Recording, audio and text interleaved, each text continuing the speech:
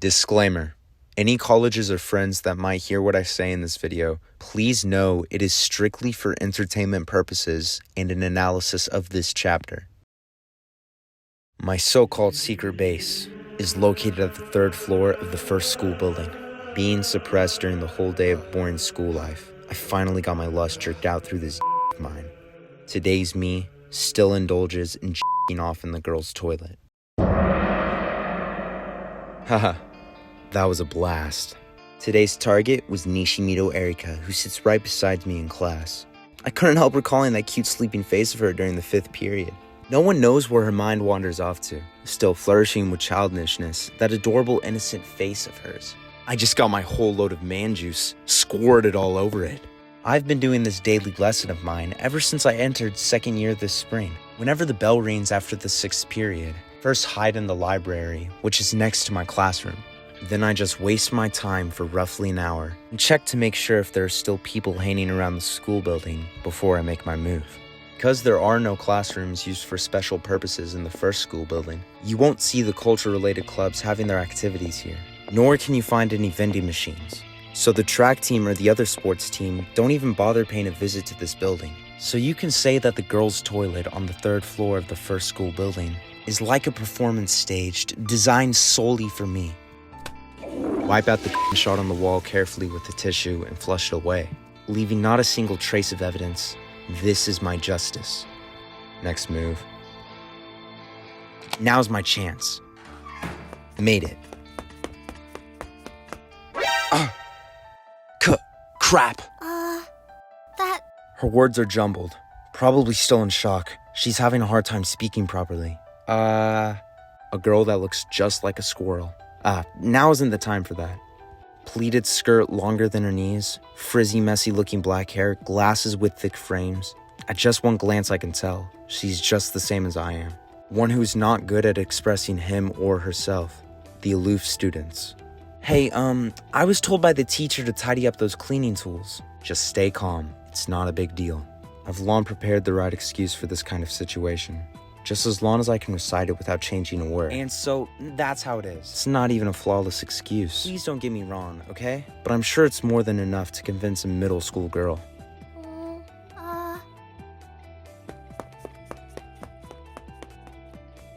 Good.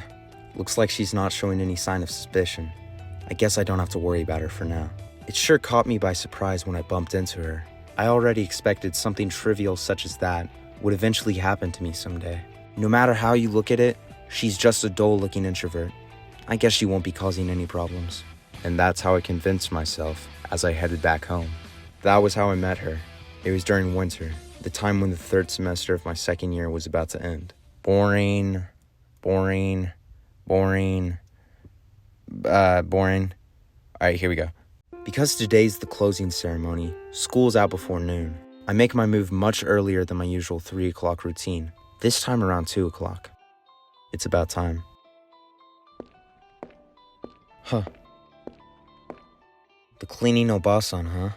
Judging from those sweeping tools of hers, she should have finished cleaning up the girls' toilet on the 3rd floor. If I am to attend my daily lesson earlier than my scheduled time, I might be in danger right now.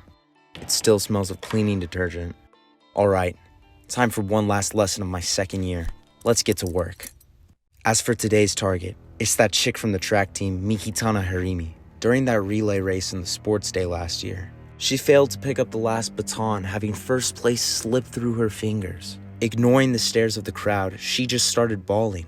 That adorable face of hers squirming. Alright, I'm not gonna read this page. I'm sorry. I'm not gonna say that either. Phew, another blast for the day. Still, it sure is cold in here.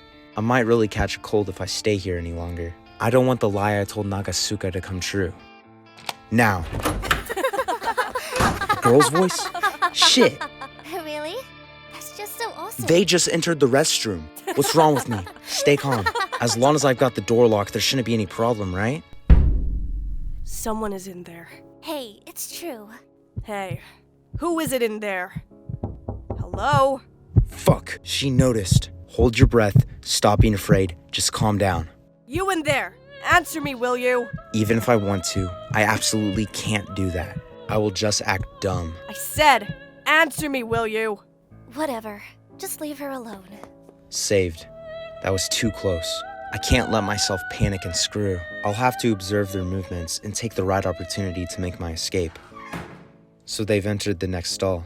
That Obasan is hella annoying. You know, cleaning up the toilet in such a cold season, it sure is a tough job. Don't you think so? Yeah, you're right. Judging from those words, seems like they're just another bunch of good-for-nothings. Oh, I see. I completely understand now. Those are the girls who have been avoiding the teachers and smoking secretly in the toilets in the second floor right after school. Today that Obasan was cleaning the toilets on the second floor, so they were forced to change their spots to the third floor. If they just want to smoke, do they need to stay in school just to do that? No, wait. At this point, I can say the same for myself.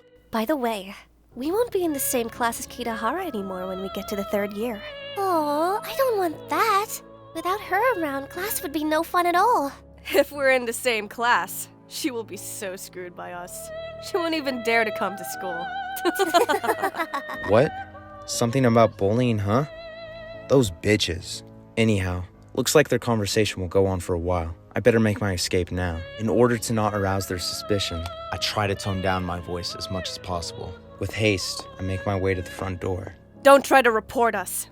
Get it? With those words of warning coming from my back, I just respond with my silence. Phew, that was too close. It's all smooth sailing now. However, be it that short girl from yesterday, or the trio I met today, it makes me think, if something that makes my blood run cold like those events ever happen to me again, maybe it's time to stop with all my activities. Well, of course I was just kidding. I'm so full of enthusiasm right now. Giving up just because those things happened? No way. How can I ever forget the indescribable pleasure in those moments that sent delightful chills deep down my spine? Besides, when the spring holiday is over, it will be a new start next semester. New class, new students, and a whole new life. Which girl should I take on? How should I mess with those girls, huh? I don't feel like saying that. There are only 2 weeks until the spring holiday is over. I shall proceed to start all over with my fun life. Little did I know that my fun time wasn't really going to last for long. Alright, what the fuck did I just read to you? Firstly, the chapter starts off with him busting a nut on the wall. This is quite possibly one of the best opening scenes in manga history, rivaling that of the opening scene of Berserk. But not only that, he proceeds to tell the audience that it's the girls' restroom. This guy is a villain! Then this man shows us that he ain't just busting there just to bust. He has a full rapist mindset. But being so completely honest with you, this guy's comments and phrases are just so out of pocket that they're funny as hell. Kinda like when you're reading Dog Ningen for the first time and you get to the page where he says, "Nobody's gonna stop me from raping my dad." But where this manga has a lot more of an impact on you is how Dog Ningen is an action and fantasy, but Onani Master Kurosawa is a slice of life. So you can actually see how someone in the real world can act like this absolute villain. But Kurosawa is more than just a villain. He is a mastermind. Quite literally the Light Yagami of jacking off in school. He has his little fantasy, which is parallel to Light Yagami's killings. He has a literal plan and routine to go through with getting to the girls' restroom. And he lies, puts on a facade, and tries to manipulate the situation to favor him. He quite literally is the Light Yagami of jacking off in school. Another similarity between these two is how their thoughts are expressed. When Kurosawa gets caught by that one girl when leaving the restroom, he smiles and pretty much freaks out in his mind. This is really similar to Light Yagami's thinking. I think this is actually some pretty cool alliteration to his character. So as the chapter progresses, we see how all he thinks about is how much he hates everyone and how he only really cares about jacking it in the girls' restroom. Okay, so this guy is a villain. We can all understand that, huh? So can anybody tell me why the story is set in middle school? I swear the author was smoking something while writing the story. How much of a degenerate do you have to be to write a character who fantasizes about, well, everything? Oh wait, the author is a girl. I'm at a loss of words. Anyway, as he does the deed, he imagines one of the randoms in his class gawking down on him. Pure evil. And then he gets walked in by a group of girls and plays the situation off in the best way possible. But what this scene lets us see is how the antagonist is just a group of girls, and it sets up later chapters really well and gives motivation for Kurosawa in the chapters to come. And then the chapter ends with him managing to get out of the stressful situation and him finally admitting that he should stop what he's doing. Just to say psych, I'm not stopping that. Being 100% with you, I read the rest of this manga and it genuinely is a 9 out of 10. And you would never believe the crazy character development the main character has. It's incredibly beautiful, but realistic at the same time. I really don't want to spoil anything more for this manga because it really is that good. So please, check it out. And anyways, 200 likes and I'll review Dog Nick. Yeah, we gon' ride with 6 at night.